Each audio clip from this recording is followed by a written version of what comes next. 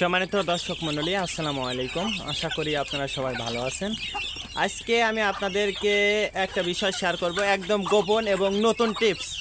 আপনারা কিভাবে আপনার দেশি মুরগির বাচ্চা বা মুরগিকে সুস্থ রাখবেন, যেহেতু এখন শীতের সময়, সেটা আমি বিস্তারিত আপনাদের সঙ্গে শেয়ার করব। অবশ্যই আপনারা ভিডিওটা না টেনে শেষ পর্যন্ত দেখবেন। তো আলহামদুলিল্লাহ, দেখুন আমার মুরগির বাচ্চাগুলোকে আমি খেতে দিয়েছি আর কি।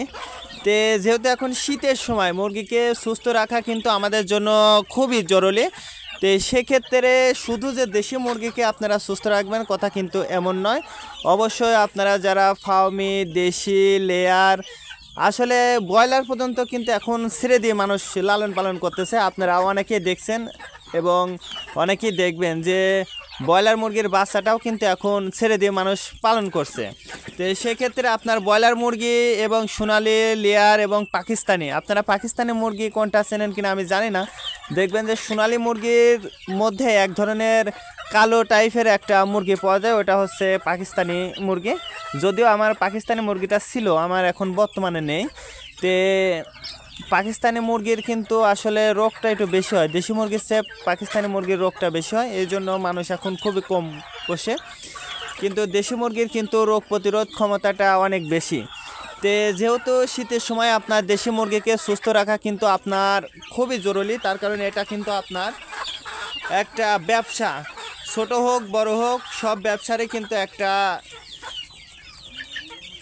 ছোট করে দেখার কোনো সুযোগ নেই। তো সেক্ষেত্রে আপনারা আপনার দেশি মুরগির বাচ্চা, দেশি মুরগি এইগুলোকে সুস্থ রাখবেন কিভাবে, সেটা আমি আপনাদেরকে বলি। সেটা ফার্স্টে আমি যেটা বলবো সেটা হচ্ছে আপনার মুরগির পুষ্টিকর খাবার দিতে হবে। এই শীতের সময় অবশ্যই আপনারা চেষ্টা করবেন পুষ্টিকর খাবারটা দেওয়ার জন্য। তারপরে যে বিষয়টা সেটা হচ্ছে আপনারা সকালে যখন মুরগিটা ছাড়বেন, তে দেখুন আমি কিন্তু আমার মুরগিটা ছেড়ে দিয়েছি। তে এরকম যখন মুরগিটা ছেড়ে দেবেন তখন চেষ্টা করবেন যে আপনার মুরগির আপনার বাড়িতে কিন্তু তুলসীর পাতা, তুলসী মানুষ চেনে না এমন কোনো মানুষ কিন্তু নেই, সেটা গ্রাম হোক শহর হোক, তুলসীর পাতা কিন্তু সবাই চেনে। যে সপ্তাহে একদিন তুলসীর পাতাটা দিয়ে আপনার রস করে আপনার দেশি মুরগির বাচ্চাগুলোকে কিন্তু খাওয়াইতে পারেন, তাহলে দেখবেন যে ইনশাল্লাহ আপনার মুরগি পুরা শীতে সুস্থ থাকবে।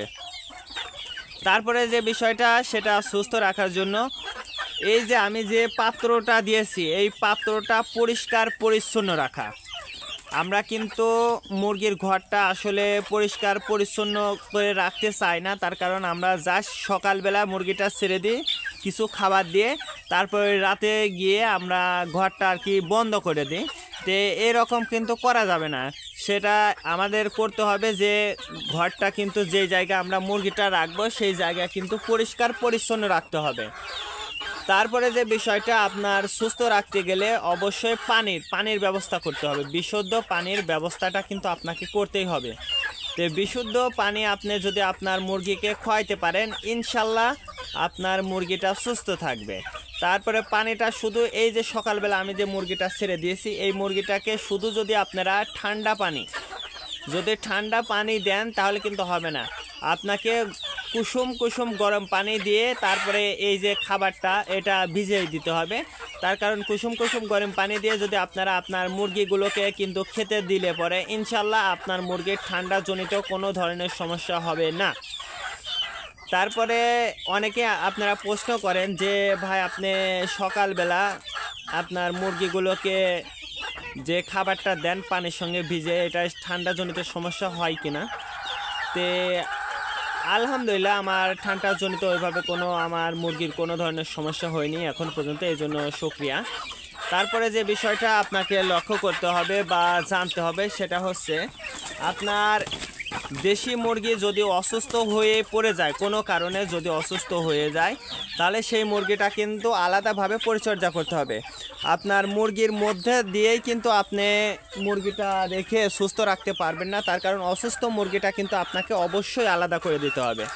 যদি আপনি আলাদা করে দিতে ব্যর্থ হন বা আলাদা করে দেওয়ার পরে যদি আপনি তাকে পরিচর্যা করতে ব্যর্থ হন, তাহলে কিন্তু সেই মুরগিটা আপনি আর বাঁচাইতে পারবেন না। এই জন্য চেষ্টা করবেন যে মুরগিটাকে সুস্থ রাখার জন্য আলাদা একটা বাসস্থান তৈরি করা। সেটা সামান্য একটা ঝুড়ি হোক, কার্টুন হোক, যেটা রাখার জন্য একটা ব্যবস্থা রাখতেই হবে। কিন্তু এইভাবে যদি আপনারা আপনার দেশি মুরগিকে লালন পালন করতে পারেন, তাহলে ইনশাল্লাহ আপনি একটা সফল খামারি হিসাবে নিজেকে প্রতিষ্ঠিত করবেন। আজকে এই পর্যন্ত, ভালো থাকবেন। আল্লাহ হাফেজ।